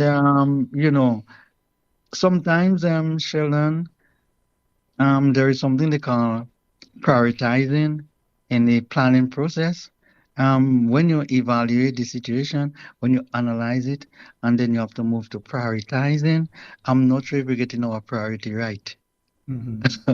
We either spending the money in the wrong place or we're doing the wrong things. Either way is a negative. That's why we're having those kind of problem. Here we are. And I'm not beating up on anybody. It's just an for instance I'm using. You can't even buy medication to put in a hospital that you have, but you're thinking about building a new one. It means that you're not getting your priority right. If you're getting your priority right, you wouldn't be thinking about building a new one when the one that you have, all that you need is probably a bit of refurbishing and stocking up. But you want to go and spend what, $500 million on another one for name and for perception and for whatever. I don't know why we can't get our priorities right. I don't know. That happens in a lot of cases when you have glad people doing things. spend the money in the wrong place. Glad boy kind of thing. Yes, you're glad, so you because just spend the money. You because don't have no control BJ, over it. over the years, I was a person that used to hang out a lot in areas like St. David, St. George's Estate, all these areas. Back in the mid to late 1990s, early 2000s, those were areas that I spent a lot of time in. And to see areas that I knew before were under heavy cocoa, heavy nutmeg, heavy clove. I know areas with clove and cinnamon and so. And when you pass these areas now, pure house, pure house, pure house in all these areas. It says a lot about planning and our mentality. Because the thing is, remember, it's not government land, it's we own it. It's people, different families own it. The elders pass on, they pass it to the younger ones. The younger ones say, I ain't going to dirty my hand in that. I could get 40,000 or 80,000 or 100,000 for that piece of land, and they just sell it out, they chop it up and they sell out. And you see people living on places that previously had a lot of crops. That's why when if a fella tell me you want container loads of clove, I had to basically tell him, partners, Mhm. now, if you want a couple sack, I might be able to organize that. But container loads of clove, I didn't see it happening. You know, Uh-huh. so this is the Yes, yes, situation we find. Sheldon. This is the situation we Um, find ourselves in. you find that because we don't zone our country properly, we farm everywhere, we build everywhere, we do anything anywhere, and that is not good. We need to ensure that wherever we put in what is, it's good for the environment, it's good for the people, it make economic sense, and then you can start to do it. But Outside of that, again, though, that takes a mentality change. A lot of times, the governments get blamed for these things, but you and I know our people well. If it's my piece of land and I decide I go in and build a house on it for my child, or my son is going to build a piece of house on a piece of land that was under agricultural production, as far as Grenadians concerned, you could put whatever law in place you want. That is my land. I put in a house there. So it takes a mentality change as well. It's people, for well, instance, yes, we I see mean, you have to people get, just build things on the you have, beach and they say, well, we are Grenadian, the beach belongs to us, and they build something on the beach. And when the government comes and they demolish that particular structure, and I'm not saying anything here in favor of the present government because it happens under all governments. You go and for development reasons, you reclaim that space or whatever it is. You have, yeah, that is our mentality. That is real. You can't tell us nothing. well, we have to function differently. We can't stick to our traditional way of life. The world's a dynamic place, it's ever changing, and we have to adopt and we have to adjust, we have to do things differently. Um, Yes, and I know it's difficult because when somebody has, a piece of land, it's difficult to tell them you cannot build here and whatever. But don't forget, before you build, you have to get approval from the government before you build. Mm-hmm. And actually can stop you if they want to. They can tell you no house is not going there. But sometimes when you're looking for votes, sometimes when everybody know everybody and you're living in a small country, it's very easy to get disorganization. And But sometimes it's the people who are we have approving that bill in the place. Well, we have to, you see, we have to start somewhere, Sheldon. We definitely have to start somewhere. There are certain areas because what we're actually trying to do is to protect some agricultural lands and to protect some crown lands. Mm-hmm. And that is not so difficult to do. And the quicker we start, the better for us. Um, some people are creeping up in areas and building houses where they shouldn't be building. And the government is approving houses in certain areas where they shouldn't be approving. And sometimes it's not just the space that they occupy, You're talking about people downstream and all of those things. You're talking about diseases and that kind of problem you might can have Mm-hmm. little later. Mm-hmm. Sheldon, we need to zone the country.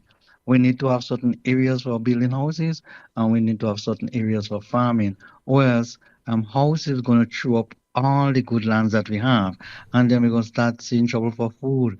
We go either eating out of a tin or out of a box, and it means that when you start doing that, all your money going right back outside, and it means that the people who feed in you can kill you anytime.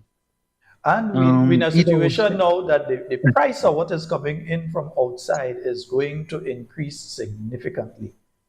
And that's Yes, the genesis of the beginning of the conversation tonight, that what is coming in from outside right now. The problem that we have is that the price of it is going to seriously increase. yeah, with all this tariff, the world seems to be a mad place now, with all this trade war and stuff like that. And when you have a little country like Grenada, the most you can do is to try to, buck up yourself and say, hang on, something. We have to make sure that when things turn bad, we have something to eat. We have to ensure that, something. We have to educate our people that they need to eat local and eat healthy. We need to ensure that, our farmers produce and produce in an efficient way. We have to ensure that government policy is in sync with what you set out to do to achieve your objective, and everybody work together in a collective way. That's what you really want to see, whereby you motivate people and people have one accord. But when you're preaching your gangster divisiveness, if I don't know you, you can get nothing, and if you don't support me, you could dead. Then how are you going to actually achieve your objective? Sheldon, those things are mad people think. Um, Yes, indeed. um, most of the most of the problem that we have in our country, and I'm not pointing at anybody. That's the reality. Most of the problem that we have in our country stem from our leader. Mhm, And I don't want to say leader, in prime minister, no, from our leaders, from the people who putting up the hand as politicians, the people who are currently, uh, occupying government offices. Some of them, that is the problem. mhm, And unless we don't change our ways, change our attitude, we're gonna have issues. Sheldon, when you're an educated person, you should have a change of attitude. And I haven't seen the change of attitude with some of the so-called educated people in our country.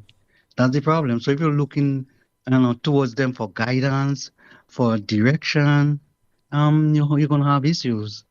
Um, you're gonna have our leaders publicly stating that, hang on, yes, I was the policeman, and yes, I right to do that.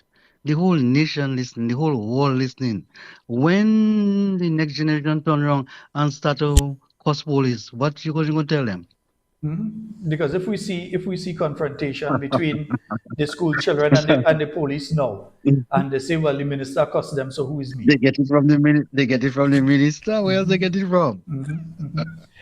BJ, Children, that's the point of the game. Have a good night, yeah, children. I man. don't I want to wanna. take the No, whole no, no, no. It don't matter. I talking just to the want. I whole. just want to thank you for heeding the call to call. we did. Anytime, you We know did that. say we have to do a And program on agriculture, and I know that you're an ardent listener. whenever You listen on a nightly basis.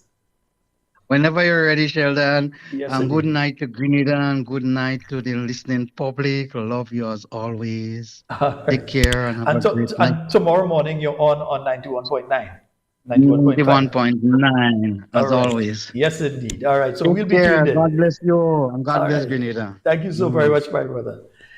Yes, indeed, folks. We are speaking there. You see, that is when you have good people. Just say, find BJ. Let BJ call. And BJ call. You understand? And no, most likely he was listening. So, yeah. And he has called. Yes, folks. So you have the opportunity now. We still have, I wouldn't say we have 15 minutes. Let's say we have about, if you all start calling, we'll extend the program. Yeah. If you all start calling, we will extend the program. Transportation is not a problem. So if you all call, we will extend the program.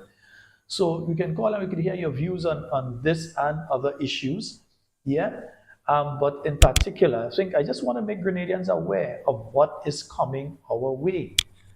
As I said, when Dr. the Right Honorable Keith Mitchell saw what was coming back in 2007, 2008, when you had major banks start to collapse, You had companies start to collapse, all sorts of things, and he realized what was going on with the world economy. He called his fellow heads of government and they had a meeting to discuss food security for the Caribbean region in the face of what was taking place. But not regionally. I don't know what kind of leaders we are regionally there right now. I know what kind of thing we are regionally right now. Because it seems as though they don't understand the importance of speaking to us and letting us know. Remember, this is 2025. This is not the year 1925. Because in 1925, you had to listen to the wireless, or the tongue crier had to pass cross and say something, or you had to get one of the newspaper publications that was available at that point in time, or you hear it by word of mouth. When a boat comes in, you hear about something that going on in the next country. But we are way past that stage now. We are way past that stage now. We get information like that. President Trump said, we hear it instantly. We have a caller online. Hello, good night. Hey, Sheldon, good night. Hey, how you do, bro? I'm good. Sheldon, last night I was calling in solidarity with the farmers, with the incident with the farmer with the water issue, right? And I was saying that how farmers need to stand up together in solidarity with other farmers. And look, I look at the piece of clip today with that person, where that farmer had to experience that terrible tragedy with his line, his water line towards wetting his farm. How someone could sit down and doing his thing. Now, I remember I said last night, today could be that particular farmer, tomorrow could be yours. Yeah, so I'm pleading again to farmers to stand in solidarity with other farmers. Unite, come together and stand in solidarity with other farmers. And if ever you have to protest against another farmer to see what a farmer is going through, you have to do it. Because you have a story with a little mice, a chicken, a pig, and a cow, and a farmer and his wife. So the farmer and his wife living on a farm. So they have a little brick in the wall. So the rat was there, and the rat saw a trap. And so he went to the chicken, and the chicken cluck, and he said, "But that is no concern of mine. You take care of that. That is your concern. You deal with it." He went to the pig. The pig grunted at him and said, "That is none of my concern."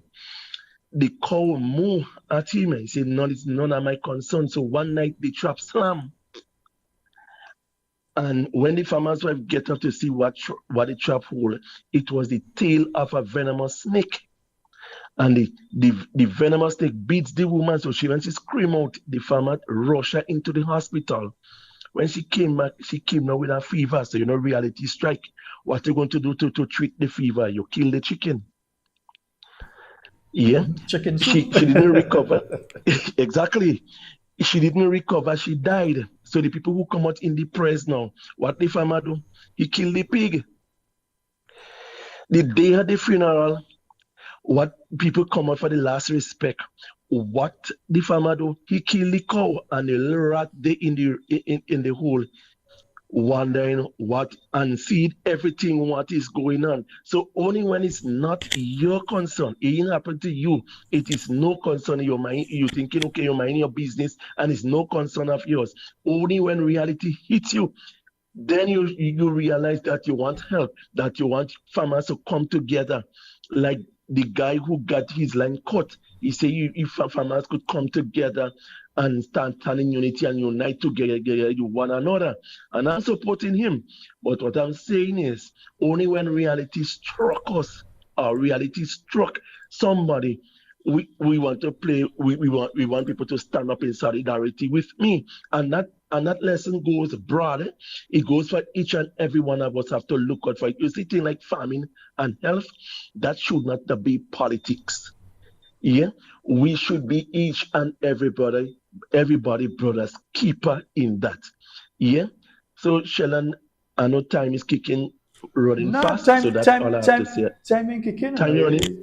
Time running, man. I tell all you. And then when I look now, I cut out my phone because I was to call. when I look at the when I look at the American with with Mr. Trump with the tariff thing again, and I see it affecting, and when I listen in the program tonight in terms of the health wise, it affecting Grenada. And even before the tariff, the health medical supplies was going up, because when you see from 2023, look how it moved up in 2023 and 2024. Now, I was saying, and I was thinking to myself, when during the pandemic and NNP was in government and prices is to gone up, they never used to say because of the war in Ukraine with the gas price and other food supplies and the pandemic. They never say because of the pandemic and the war in Ukraine. You know. They used to throw it on Dr. Mitchell charging too heavy and the port and all them kind of a thing. No, you hear they say no. It well is the year this very same place to blame Dr. Mitchell before. The very same people turning around now and saying because of the war and because of the pandemic, and now you hear anything because of Trump and his tariff. Now, if us NNPD, they will never say it was tariff and pandemic and the world crisis. You understand? So I am saying to the Caribbean leaders, put your head in one. Come up with some solution. Come up with some vision. You know, to ease the cushion, because at the end of it all, is we the poor people that will feel the effect of that. We the poor people, because when we did the health supplies gone up, and where the government he had the supply in the hospital with supplies, where is it gone up, and we have to buy deep we hand in our cloth and buy it now. It's going to be more pressure on we the poor people, because they're going to pass it on to us. Yeah, they're going to pass on all these goods to us, and we're going to feel it the most. Yes, we're calling on the Caribbean leaders from our government to other Caribbean leaders, come together.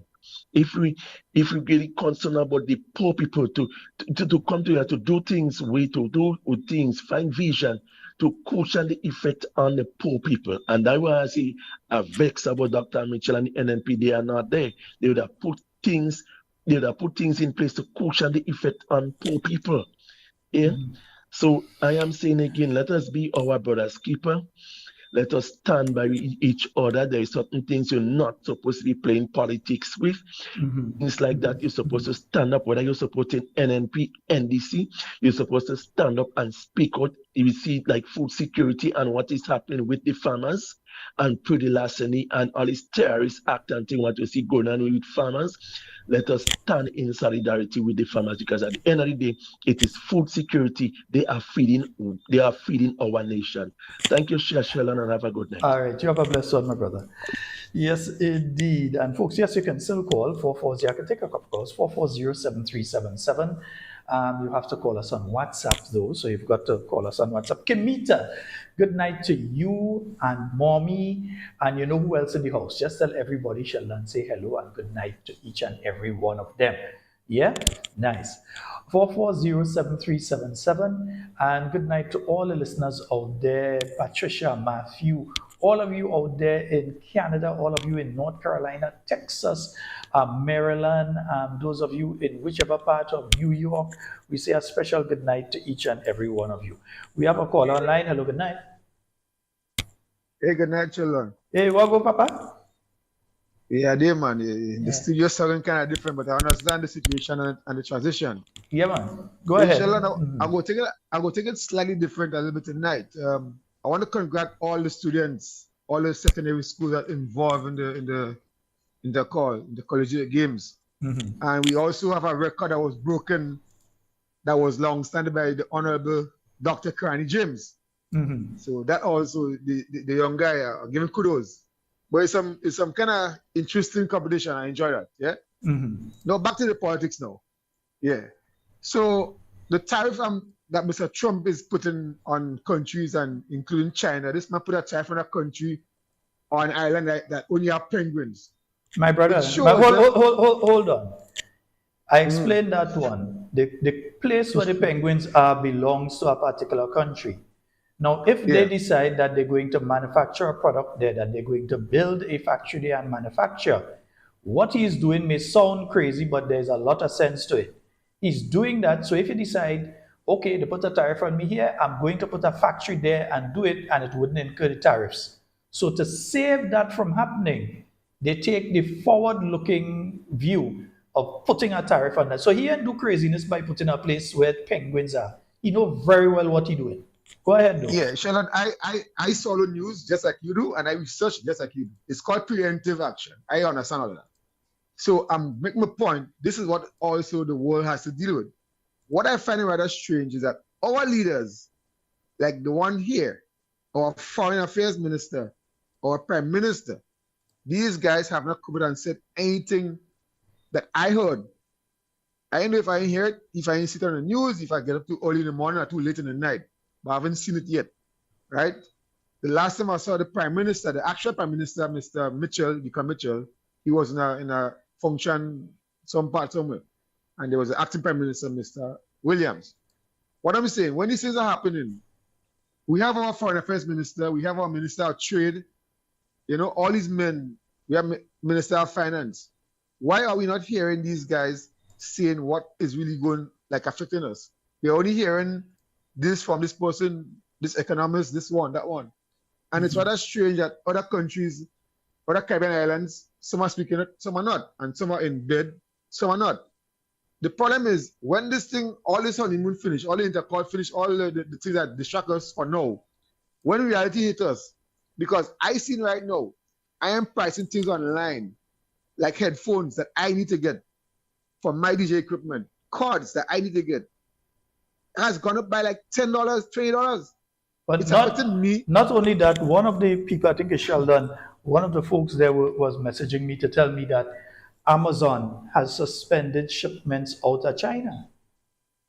And I don't know if a lot of people realize, a lot of the stuff that you buy on Amazon, now there are people who do resell. So they may have a company based in, let's say they're based in North Carolina, one of my favorite places there.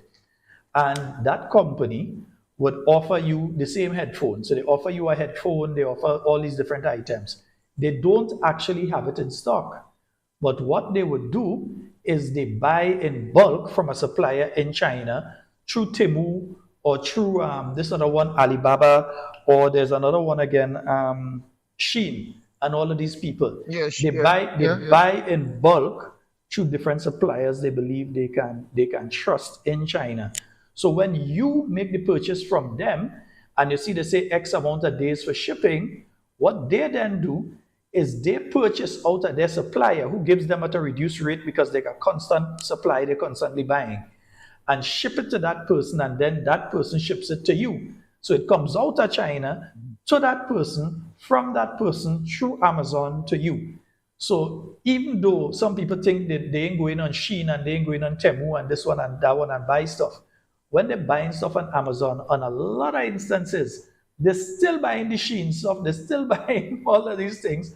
They're just buying it through somebody on Amazon. This thing is so far-reaching and so impactful that we don't even understand. Apple computers, which I use, Apple phone, which some people use, they're saying these things are designed and assembled in America, but it's made in China. And when these things have to come across, the metal, the battery, the lithium, all these things. I mean, I don't know if Trump is I'm telling you, no, I'm not meaning it any bad way, because right now, anybody that speak bad about this guy and Musk and the Department of Defense and DOJ and Hezget and all these guys, if you enter America, because I don't have no intention to go to America. I don't really care about that country. I don't care. I don't go there. So anybody right now that they know social media handles is anti-Trump, and you go there, you're liable. If you don't go to Barbados, you're liable to be denied a visa to go to that place. I mean, we are in some serious times, and our leaders, some of us, the leaders in the Caribbean and probably the third world countries, are not coming together, and they need to take a stand, because trust me, I'll tell you something though. African countries and African leaders, they have started the process of coming together. Certain zones in Africa, they've started to come together, especially the Francophone countries, the countries that used to be part of France. They have started to work together towards common objectives. There are other countries that have started to work together towards common objectives. Here in the Caribbean, the leaders in the Caribbean are asleep at the wheel. And when the bus bonks, all are we getting take? All are we getting damage? Yeah. Yeah, so that's that. But once again, before I go, what is happening in Grenada, Sheldon, at this moment, what I have realized, I've been traveling around northwest, east, south. I'm going around and I'm seeing. And that can be my opinion, but I find, in my opinion and my view, that we are in campaign mode. What are we? The NDC is in campaign mode. Oh, yeah, What I'm so seeing. hold on, brother. You hear about the meeting that take place in Radisson tonight? Or? Nobody meet that take place in Radisson. Yeah, okay, all And right. the I just wanted to know if you I was was in- hearing about the meeting that taking place in Radisson tonight. Let me tell you how I know about the meeting. No, don't. Nah, boss, don't sell out. You see, you sell out yourself. Yeah, let us sell mode. Let me tell you something. Don't sell out yourself. I've been seeing certain things that going around the island, like certain walkabout, certain programs going about, and certain caretakers. I don't know if there are caretakers in St. Andrews, not East, but I've seen people getting picture that I know they're in government, I know what they're doing. But this is a call to my party, the NMP. NMP, Honorable Pierre, Dr. Mitchell, Chairman, whoever, General Secretary, get you all act together, folks, NMP folks, troops. Watch the voters list, scrutinize it, it's online. Well, I see the online thing come back lately.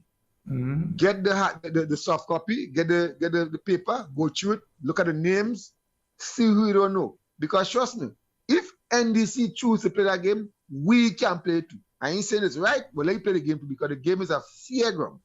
If so, they want to play. You understand? We ain't going on that road. And I will tell the NDP supporters, please try not to be in the back and forth, like the the back and forth cussing. Lead them. Let it continue. I've been listening to programs in the morning. I hear them. They're coming now. So that gives me a sense what's going on. Of course. You understand what I'm saying, again, let me repeat what I have been constantly repeating in the last few programs. We are closer to the next election than we are from the last one. The last we are one. Closer Very to close. the next election than we are from the last one. Deacon Mitchell is being advised by individuals to call the election as soon as possible.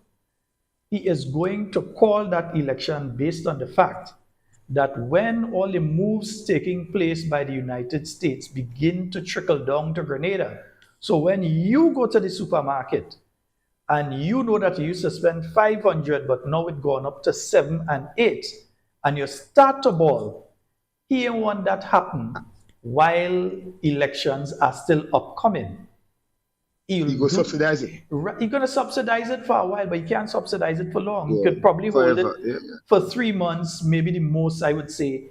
I doubt even 6 months would be possible, but 3 months, 4 months, or whatever, he'd be able to subsidize and keep the inflationary rate down artificially. But he will have to release the pressure. The pressure is going to be building, and he has to release because government has to pay for services too, and they're going to be paying the increased prices. So they are going to end up in problems. Now, remember, I'm not an economic student, but at least I think I have a bit of sense. So I know that not only him. And in April. But Anthony, to remember this, and I know 10 o'clock gone, we talk it.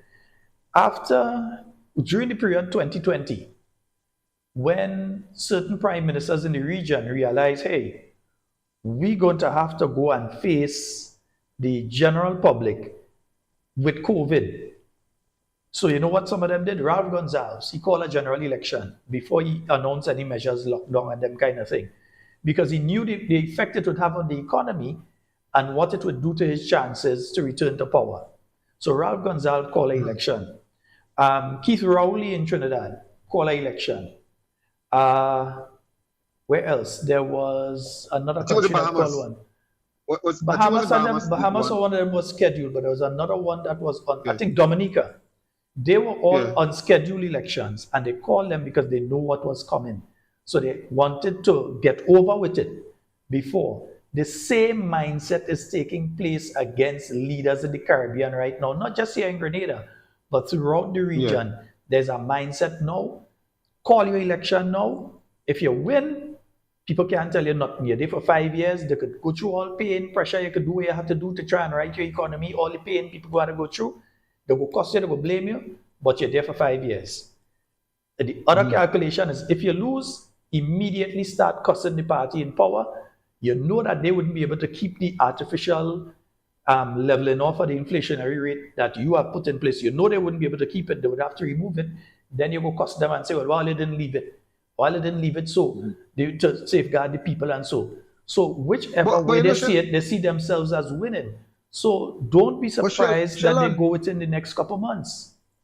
Sheldon, you know, as a brother, it brings you back to what been happening in 2018, 2019, 2020, 21, right? Now, the working relations with the working environment with the teachers in Grenada in 2018, 2019, and 2020 with the intercall team, because it's an intercall season right now. And you know, my mind went back to the dark salary. And what was the reason? When them people say, the teachers say they was doing rest and reflection, I, myself, was a deputy shop steward at a company I work for. And you will go by the ambits of what the law says and what you can do as being in the union and being a union shop steward and deputy and whatever. You telling me our union leader will tell his members to take time off from work, right? With no reason at all, and say you're going to do rest and reflection. No, that is that amongst them walking off the job. No, these people wasn't fired. Their salary was down. My brother, you got into a totally different area there, right? No, let me save that one for next night. Wrap it because you go hold that one for next night. We go forward to 2020 where we had COVID, 2021 COVID remnants, and they were saying there was no sports because of the NNP. So they forget there was COVID. My thing is, NDC was there for what, 10 years, 13 years and something? NNP was there for what, 19 or something? If you do the math, you know what I'm saying? Well, you have a good night. All right, my brother. Yeah. Yes, indeed, folks. We're going to call it a night on that. Yes, tomorrow night I should be having, I believe the political leader will be on with me tomorrow night after reconfirm in the morning, because as you know, it's Intercall in the stadium that she built. Let me repeat. It's Intercall in the stadium that she built, and that will be taking place tomorrow. So I just have to reconfirm that she will be able to make it on the program with us. Yeah, that she would be able to make it onto the program with us tomorrow. And folks, remember, for people looking for a job, for you might have a young person, even if it's a middle-aged elder person, but they know how to do the braiding. So they can do the braiding, the natural styles, corner, them kind of thing, or nail technicians, and they're looking for a job. Get them to call 403-4421, 403-4421. Also remember the eye clinic on the 14th and 15th at the Gulf Polyclinic, on the 16th and 17th at the Grenada Youth Center. Remember the brunch is coming up on Sunday the 27th. But even sooner than that, we have the other brunch by the Carriacou and Petit Martinique branch of the New National Party taking place on the 13th, Sunday the 13th. That's this Sunday coming. I'm starting from 1 p.m. at 302 East 91st Street between Lennox and Clarkson. Folks, that is all the time we have from Studio 2. Yeah, man, we get Studio 2 up and running properly. Yeah, that's it for tonight. It has indeed been a pleasure being here with you. And as I said, tomorrow night we intend to have our political leader on with us. We are not absolutely sure due to the schedule, because again, as you know, it's intercall, all of these are different things. And yeah, so folks, and just want to say as I leave as well, congratulations to all of the young people who participated in intercall today and yesterday, whether they won, whether they lost, whether they just went there and share on their school and the other children. I want to say congratulations to each and every one of you. And I want to say to the elders, stop the bullying. There's no time that as Grenadians, there are 3 times that Grenadians like to give each other a talk, as I'll put it as talk. Intercall, Soca Monarch, and elections. Grenadians just give each other a lot of talk during those periods of time. But you see, when you have people that are in their 40s and their 50s and up there in your late 20s and your 30s and all sort of thing, and there are young guys who within 10 years, you could see representing Grenada at the Olympics and coming back with medal. Because if you look carefully at what's taking place there today, there are Olympic medal prospects that ran there today in Olympia Stadium. Yes, Olympia and Dr. Right on Keith Mitchell, like their stadium, right? There are Olympic prospects that were there today. And if we continue the bullying, simply because they're not going to school that we went to, if we continue the bullying because they may have a certain physical structure and stature and so on, we may be knocking off young people who are very interested in continuing their career. They may just, my country don't even like me. You might even find them running for another country or throwing or jumping for another country simply because of the treatment they're receiving. Time for a lot of us to grow up. Stop the bullying of these children and them. Support your school. Say all you want about them. There's the best school.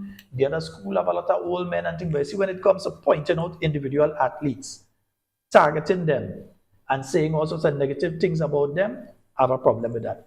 Folks, that's all the time we have for tonight, and everything you say and do it safe and secure. Want to be speaking to and with you, and definitely not about you. My name is Sheldon Scott. I'm out of here. Love each and every one of you. I'm going to go out with this one tonight. Yeah.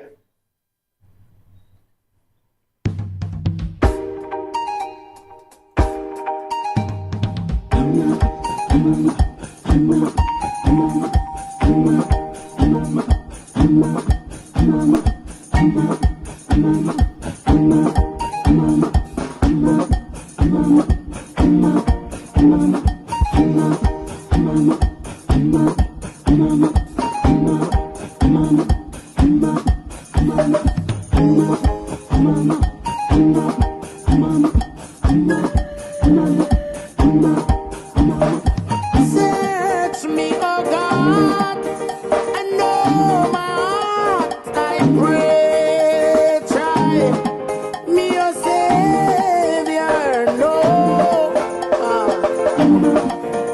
See if there be some wicked ways in me, cleanse me from every sin and set me free. Oh, if you are a leader and you lead because of power, if you take away from the poor man and you lead